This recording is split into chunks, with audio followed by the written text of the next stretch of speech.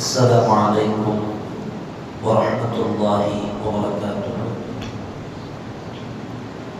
بسم الله العظيم القدرة والشان، شديد البطش والبرهان، حافظ الدين والقرآن.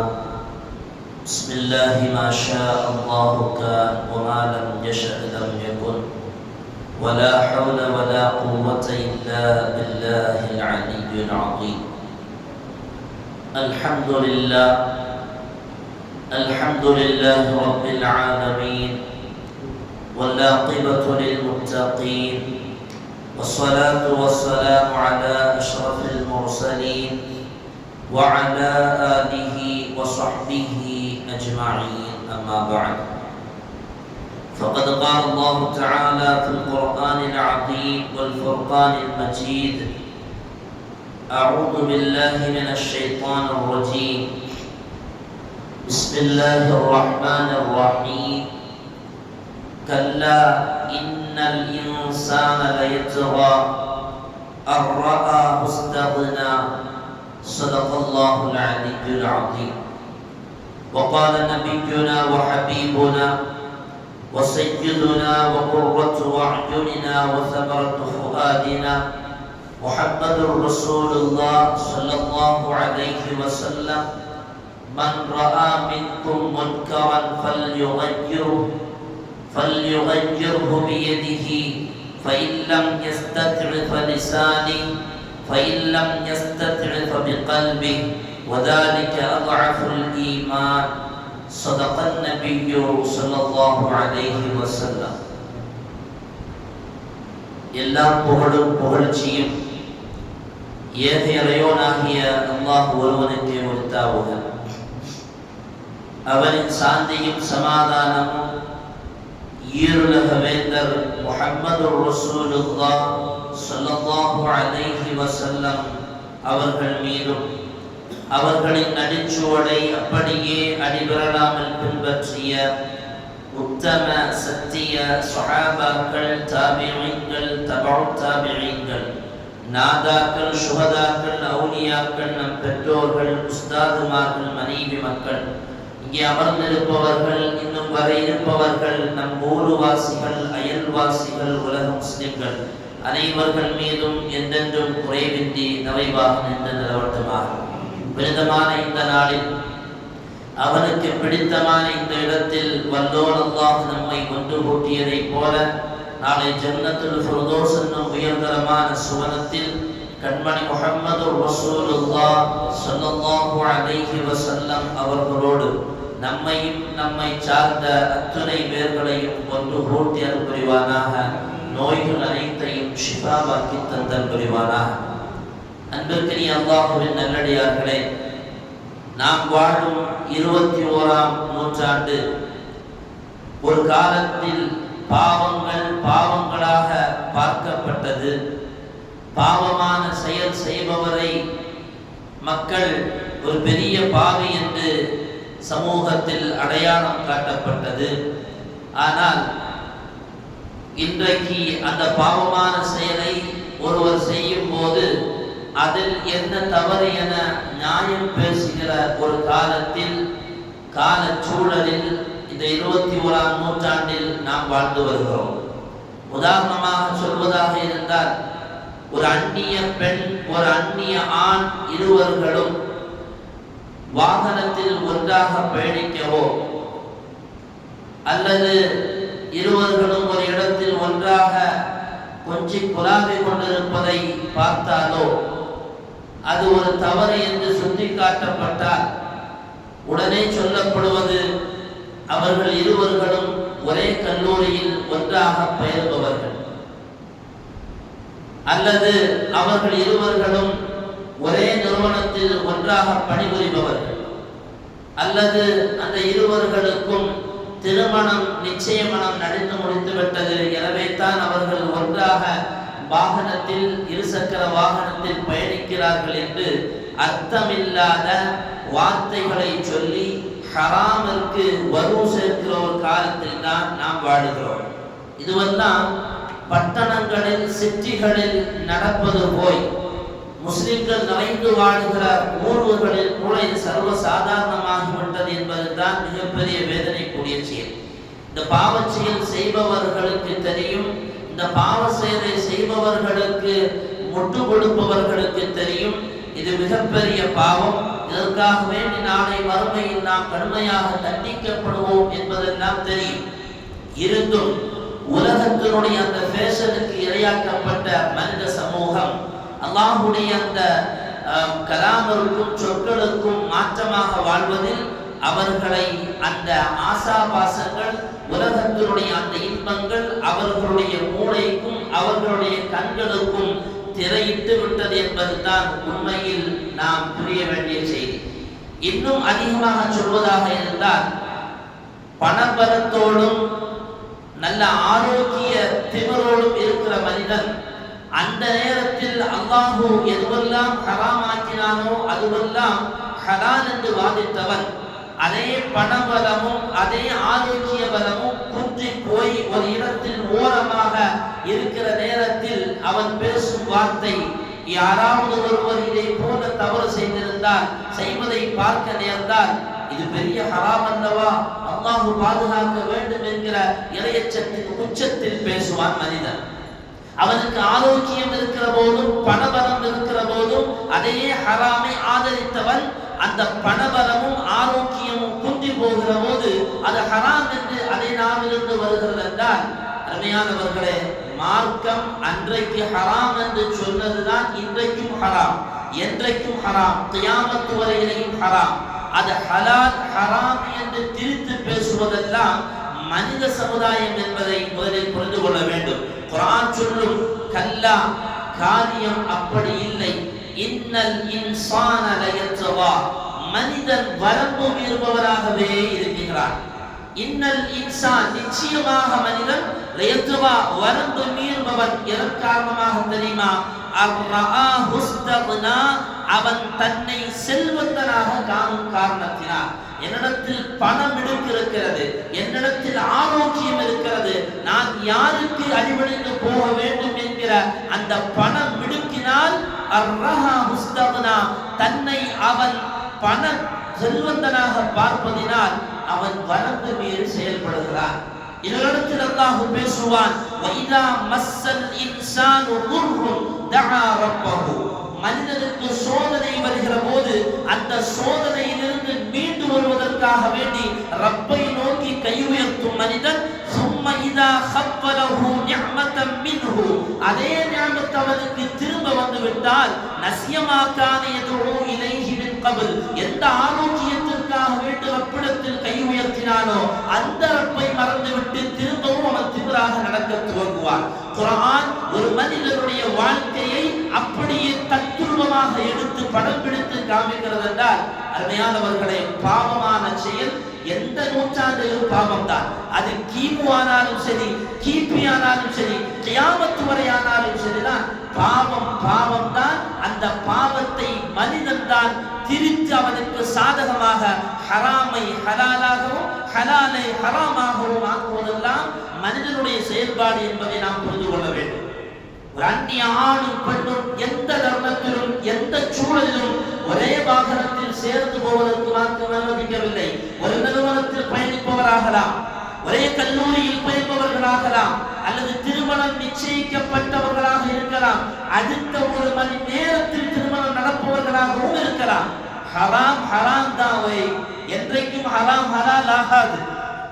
சையதுனா ஆயிஷா ரலியல்லாஹு அன்ஹா அவர்களுக்கு நெருக்கமான ஒரு பெண்மணி, நல்ல சந்தோஷமாக காபாவை வலம் வந்ததற்கு பின்னால் ஆயிஷா ரலியல்லாஹு அன்ஹா அவர்களை வந்து சந்தித்து சொல்வார், யா உம்முல் முஃமினீன், முஃமின்களின் தாயே, துஃப்து பில் பைத்தி சபஆ, நான் காபாவை 7 முறை வலம் வந்தேன். வஸ்லம்து ருக்ன மர்ரத்தைன் அவ் தலாதா, நான் ஹஜருல் அஸ்வதை ஆனந்தத்தோடு முத்தம் விட்டேன். ஆண்கள் எல்லாம் குவிந்திருந்த நேரத்தில் அவர்களுக்கு இடையில் சண்டை போடுவதை போல நான் முன்னேறி சென்று ஹஜருல் அஸ்வதை முத்தமிட்டு வந்து நிற்கிறேன் என்று அந்த பெண்மணி ஆனந்தத்தில் சையதுனா ஆயிஷா ரலியல்லாஹு அன்ஹா அவர்களிடத்தில் பேசுவார். இதை கேட்ட ஆயிஷா நாயகம் வாழ்த்துவார்கள் என்று நினைத்து அந்த பெண்மணி என்று சொல்லுகிறார். இந்த செய்தியை ஆயிஷா நாயகம் சொல்வார்கள், லா அஜ்ரல்லாஹு லகி ஃபீ தவாஃபிகி, அல்லாஹ்வுடைய தவாஃபை ஏற்றுக்கொள்ள மாட்டான், அல்லாஹ்வுடைய தவாஃபிற்கு கூலி வழங்காமல் இருப்பானாக என்று ஆயிஷா ரலியல்லாஹு அன்ஹா அந்த பெண்ணை பார்த்து 2 முறை சொல்வார்கள்.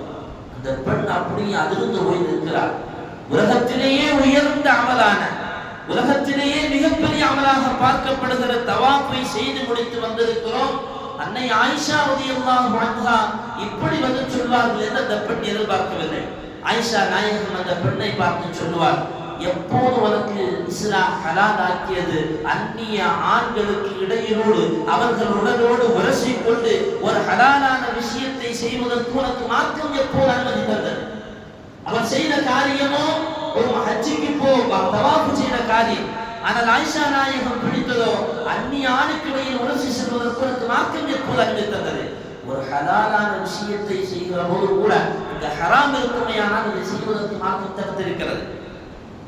ஆயிஷா ரலியல்லாஹு அன்ஹா சொல்கிறார்கள் திரும்பவும், அப்படி என்றால் கொஞ்சம் தூரத்தில் நின்று கொண்டு ஹஜர் அஸ்வதை பார்த்து சைக்கிளை செய்தால் போதுமாயிருந்திருக்குமே, அதை தொட்டு முற்றுவதை போல நீ செய்கை செய்திருந்தால் போதுமாயிருந்திருக்குமே என்று ஆயிஷா ரலியல்லாஹு அன்ஹா அவர்கள் ஒரு ஹலாலான நேரத்தில் கூட அந்நிய ஆடவனோடு நெருங்குவதை மறுத்து பேசியிருக்கிறார்கள். மார்க்கம் அதை அனுமதிக்கவில்லை என்று எதிர்த்து பேசியிருக்கிறார்கள் என்றால், இன்னைக்கு திருவிதாங்கோட்டில் கூட சர்வ சாதாரணமாக படிப்பெண் என்னோடு பணி செய்கிறார் என்பதற்காக வேண்டி பைக்கில் அமர வைத்து செல்லுகிற சில நபர்களை பார்க்கிறோம்.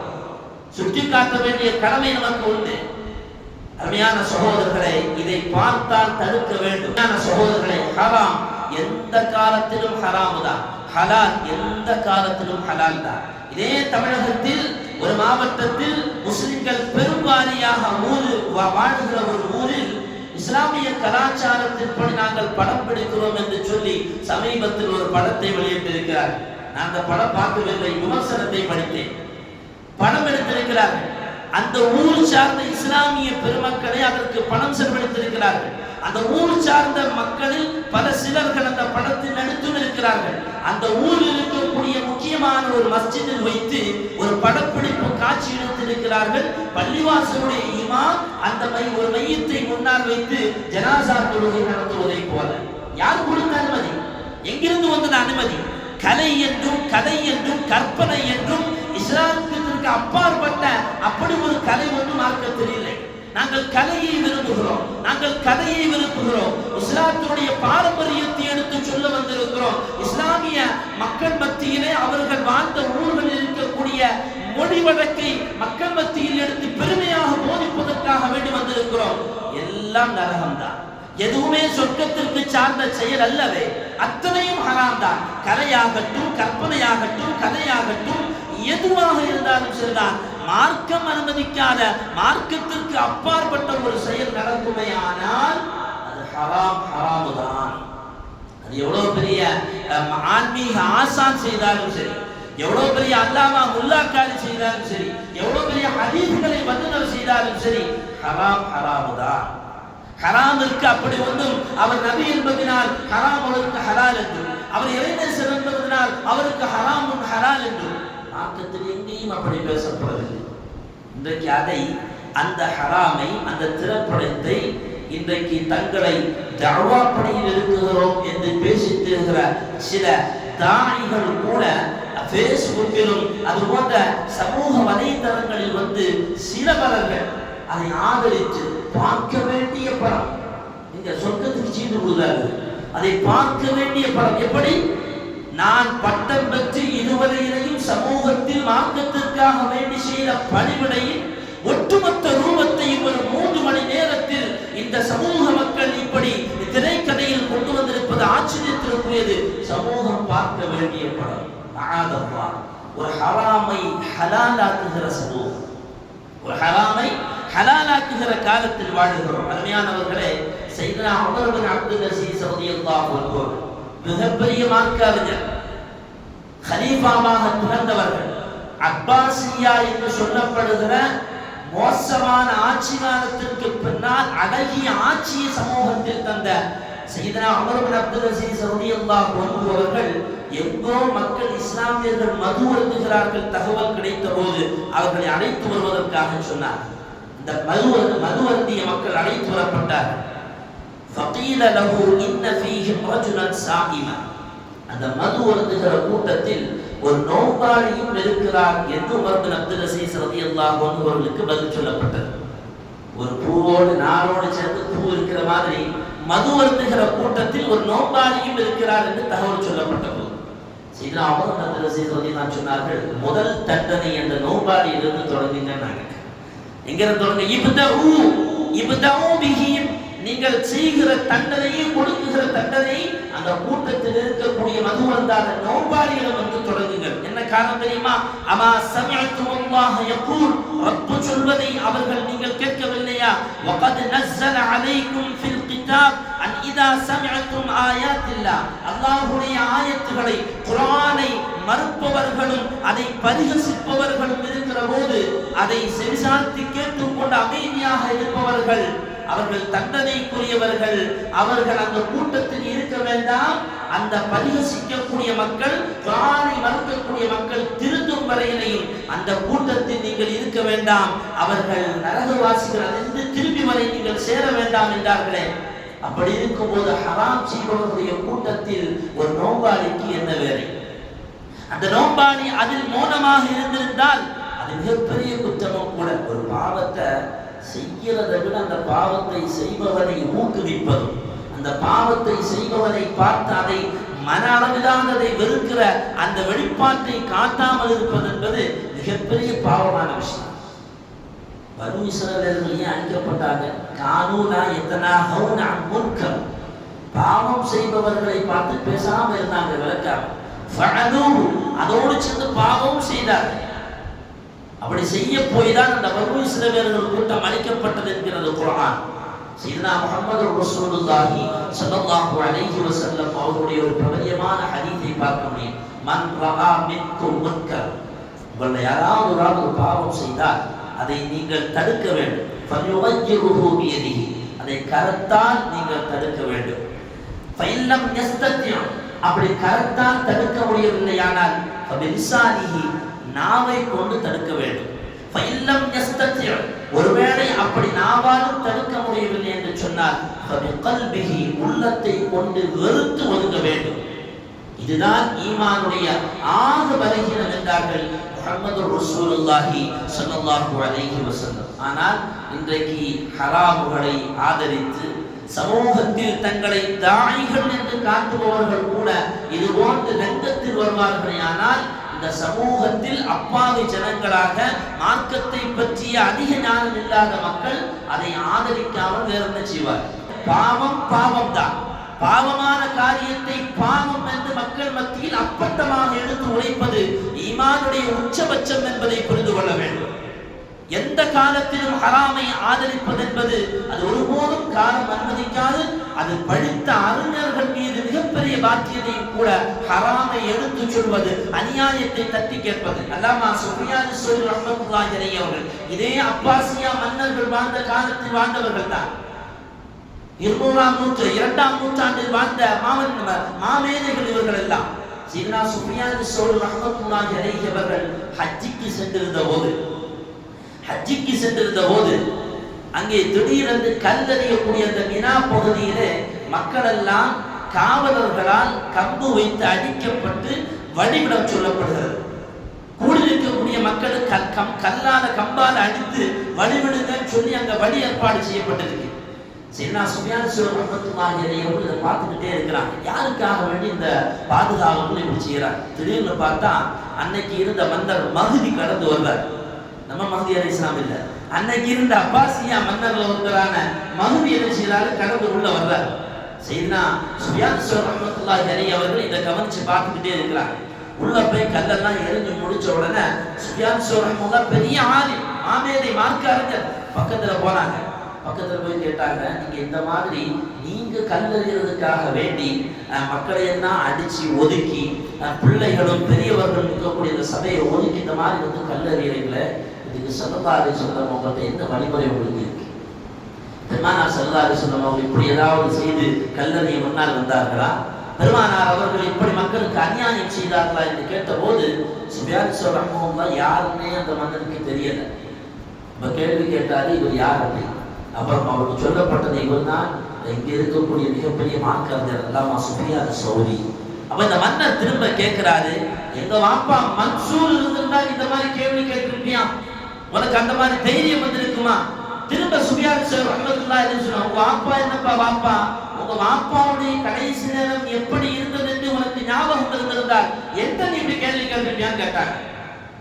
அந்த மன்னர் ஆடி போய் விவகாரமான ஆழ்த்த மாட்டிக்கிட்டு சொல்லி எதுவுமே பேசாமல் தன்னுடைய தப்பை உணர்வதை போல ஒரு மன்னர், அதுவும் அப்பாசியா காலம், உமையாக்கள் வாழ்ந்த காலம் ஒரு வகையிலே பரவாயில்லை என்பார்கள் அபூ ஹனீஃபா இமாம். அதே அப்பாசியாக்கள் மோசமானவர்கள் என்று அபூ ஹனீஃபா இமாம் அவர்களே சொல்லியிருக்கிறார்கள். அந்த அப்பாசியா காலத்தில் வாழ்ந்தவர் தான் ஹஜ்ஜாஜ் இப்னு யூசுப். அது ஒன்று போதும் அந்த காலம் எவ்வளவு மோசம் என்பதற்கு. அந்த அப்பாசியா காலத்தை சார்ந்த ஒரு மன்னரான மஹ்தியை பார்த்து இவ்வளவு துணிச்சலாக சுஃபியான் ஸௌரி ரஹ்மத்துல்லாஹி அலைஹி அவர்கள் இப்படி ஒரு கேள்வியை கேட்க வேண்டுமானால், அருமையான சகோதரர்களே, ஹராமை ஹராமாக பார்த்தார்கள், அநியாயத்தை அநியாயமாக பார்த்தார்கள், அல்லாஹ்வுக்கு மட்டும் அடிபணிந்தார்கள். எனவே தான் அன்றைக்கு இது போன்ற இமாம் பெருமக்கள், அறிஞர்கள், சமூக மக்கள், சமூக ஆர்வலர்கள், சமூகத்தினுடைய தலைவர்கள், விற்பனர்கள் எல்லோருமே ஓர் அணியில் ஹராமுக்கு முன்னால் எதிர்த்து நின்றார்கள். ஆனால் இன்றைக்கு அந்த ஹராமை ஆதரிக்கிறோம். கல்யாண வீட்டுல ஹராமும் தெரியுது. பொத்தி 18 வயசு வரையிலையும் வளர்த்தப்பட்ட பொம்பளைக்குள்ள கல்யாண வீட்டுல அன்னைக்கு காட்சியாக்கப்படுகிறார் மேடையில். அதெல்லாம் ஒண்ணு இல்லம்மா. எதுக்கு? ஏதாவது நியாயம் சொல்ல முடியுமா? கல்யாண வீட்டுல 18 வயசு வரைக்கும் பொத்தி வளர்த்துன பிள்ளைய கல்யாண வீட்டுடைய மேடையில அன்னைக்கு எல்லாரும் முன்னாடியும் காட்டுறோமே, அதுக்கு ஏதாவது ஒரு நியாயம் சொல்ல முடியுமா? ஒரே ஒரு நியாயம், இதெல்லாம் ஃபேஷன் ஆயிடுச்சா, உலக நடைமுறை, இதெல்லாம் ஒன்றும் செய்ய முடியாது.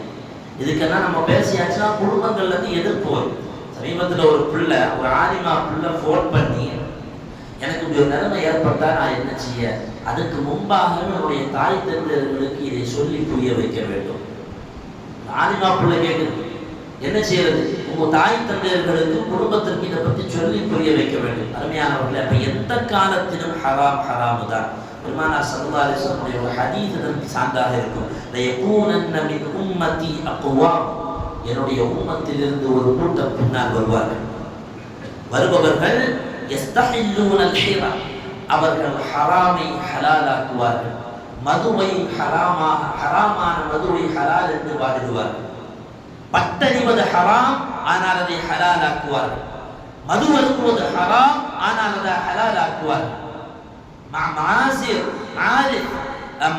மியூசிக்கை, இசை கருவிகள் ஹராம், ஆனால் அதை ஹலால் என்று வாதிடுவார்கள். இன்னொரு ஹதீஸில் பார்க்க முடியும், நாயகம் சொன்னார்கள், லயஷ்ரபன்ன நாஸும் மின் உம்மதி ஹம்ரா, பின்னால் காலத்தில் மதுவை மக்கள் ஹலாலாக்குவார்கள். எப்படி தெரியுமா?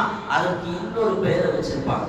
இன்னொரு பெயர் வைக்கப்பட்டு அந்த மதுவை ஹலால் என்று வாதிடும் மக்கள் பின்னால் வருவார்கள் என்றார்கள் முஹம்மது ரசூலுல்லாஹி ஸல்லல்லாஹு அலைஹி வஸல்லம். நீங்க அத்தனையும் பார்க்கிறோமா இல்லையா? சில நம்ம நிக்காஹுடைய அந்த ஆரம்ப ஸ்டேஜ்ல பிள்ளைக்கு சம்பந்தம் பார்க்கும் போது சில வீட்டுல சொல்றது, அவர் லைட்டா குடிப்பாரு, கொஞ்சம் போல குடிப்பாரு, கொஞ்சமா தான் செய்வார். கொஞ்சத்துக்கு என்ன அடையாளம், என்ன அளவும் தெரியல. இது ஒன்றும் நான் எடுத்துக்கட்டி பேசியதல்ல, என்னோடு நேரடியாக மக்களுடைய அந்த மனோநிலை பேசியதினால், புரிந்ததினால் நான் அந்த தகவலை சொல்லுகிறேன். அருமையான சகோதரர்களே, இது எல்லாம் முதல்ல பாதாளம் தானே.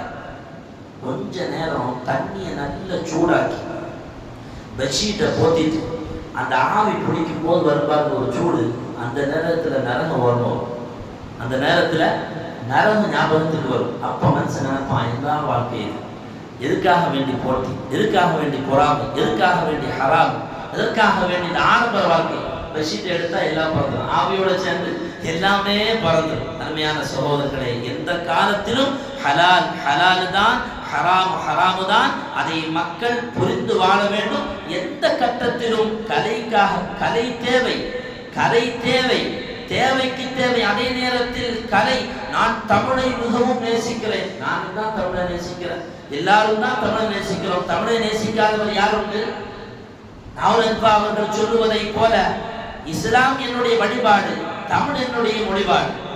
அதே போலத்தான் கலையை நேசிக்கிறேன், தமிழை நேசிக்கிறேன், பாரம்பரியத்தை நேசிக்கிறேன் என்று சொல்லி மார்க்கத்தை விட்டுக் கொடுப்பதற்கு மார்க்கம் எங்கேயும் அனுமதிக்கவில்லை.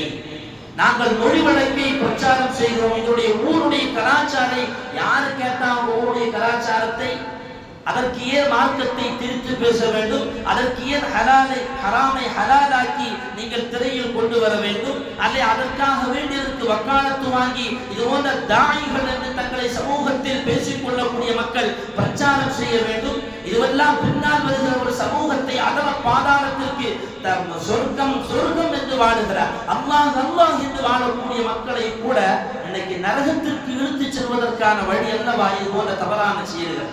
சையதுனா உமர் ரலியல்லாஹு அன்ஹு அவருடைய ஆட்சி காலத்தில் பஸ்ரா நகரத்தில் குர்ஆன் மக்கள் அதிகமாக நேசித்தார்கள். நேசித்து குர்ஆனை ஓதி ஓதி அந்த மக்கள் குர்ஆனை கலையாக்க துவங்கினார்கள். ராகமாக ஓதுவதை கலையாக்கினார்கள். ராகம் எடுத்து ஒருத்தர் ஒரு ராகத்தில் ஓதுவார், இன்னொரு ராகத்தில் ஓதுவார். இப்படி ராகமாக ஓதுவதை கலையாக்கி அது அந்த சமூகத்தில் பெரிய மாற்றமாக குர்ஆனை சிந்திக்காமல் வெறும் தியாசனாக மாத்திரமே குர்ஆனை குரலுக்காக வேண்டி மாத்திரமே எடுத்து ஓதுகிற ஒரு சூழல் பஸ்ரா நகரத்தில் பரவிய போது அன்னைக்கு பஸ்ராவில் அபூ மூஸா அல்-அஷ்அரி ரலியல்லாஹு அன்ஹு அவர்கள் ஆட்சியாளராக கவர்னராக உமர் ரலியல்லாஹு அன்ஹு அவர்களால் நியமிக்கப்பட்டிருந்தார்கள். சையதுனா உமர் ரலியல்லாஹு அன்ஹு அவர்கள் ஒரு கடிதத்தை எழுதினார்கள். கவர்னராக அபூ மூஸா அல்-அஷ்அரி ரலியல்லாஹு அன்ஹு அவர்களுக்கு ஒரு கடிதத்தை எழுதினார்கள். فإن تفقهوا في السنة وتفقهوا في العربية. மொழியையும் மார்க்கத்தையும் பிரித்து விடாதீர்கள். மொழியையும் மார்க்கத்தையும் புரிந்து கொண்டு வாழச் சொல்லுங்கள். فإن من قرأ القرآن يريد به ما عند الناس. ஒருத்தன் மக்களிடத்தில் புகழை நாடி புகழை தேடி குர்ஆனை கலையாக பார்த்து ஓதுவானேயானால் فجاء يوم القيامة. ரொம்ப கவனிக்க வேண்டும். فجاء يوم القيامة. நாளை கியாமத் நாளில் குர்ஆனை ஃபேஷனாக ஓதிய அந்த நபர் வருவார். ووجهه عدم. அவருடைய முகத்தில் வெறும் எலும்புகள் இருக்கும். லைஸ அலைஹி லஹ்முன். அவருடைய முகத்தில் சதைகள் இருக்காது.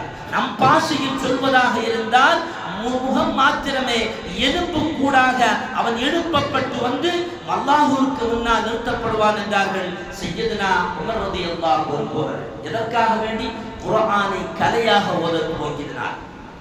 வெறும் கலை மாத்திரமே முக்கியம், கதை மாத்திரமே முக்கியம், கற்பனை மாத்திரமே முக்கியம். தன்னுடைய சமூகத்தினுடைய மொழி வழக்கையும் கலாச்சாரத்தையும் எந்த கோணத்தில் வேண்டுமானாலும் எடுத்து வைப்பேன் என்கிற அந்த அல்லாஹ்வை பற்றி அச்சம் இல்லாத இது போன்ற செயல்பாடுகள் எல்லாம் அவருடைய முகம் நாளை எலும்பு கூடாக வந்து நிற்கும் என்பதை புரிந்து கொள்ள வேண்டும். எனவே எந்த சூழலிலும் ஹராம் ஹராமு தான், ஹலால் ஹலாலு தான், ஹலால் ஹராமாகாது, ஹராம் ஹலாலும் ஆகாது. அதை புரிந்து கொண்டு வாழ வேண்டும். அதற்காக வேண்டி ஹலாலை ஹராமாக்குபவர்கள் யாராவது இருந்தால் அதற்கு யாரும் உறுதுணையாக நின்று அப்படித்தானே அலிம்ஷா படம் தானே சமூகத்தினுடைய கலாச்சாரத்தை தானே மொழி வழக்கை தானே பேசுகிறார்கள் என்று யாரும் அதற்காக வேண்டி உறுதுணையாக விட வேண்டாம். எல்லாம் அல்லாஹ் சுப்ஹானஹு வ தஆலா ஹலாலை ஹலாலாக பேணி வாழ்வதற்கும் ஹராமிலிருந்து தவிர்த்து வாழ்வதற்கும் எல்லாம் அல்லாஹ் சுப்ஹானஹு வ தஆலா அருள் செய்து வாழ அருள் புரிவானாக. வஆஹிரு தஅவானா அல்ஹம்துலில்லாஹ்.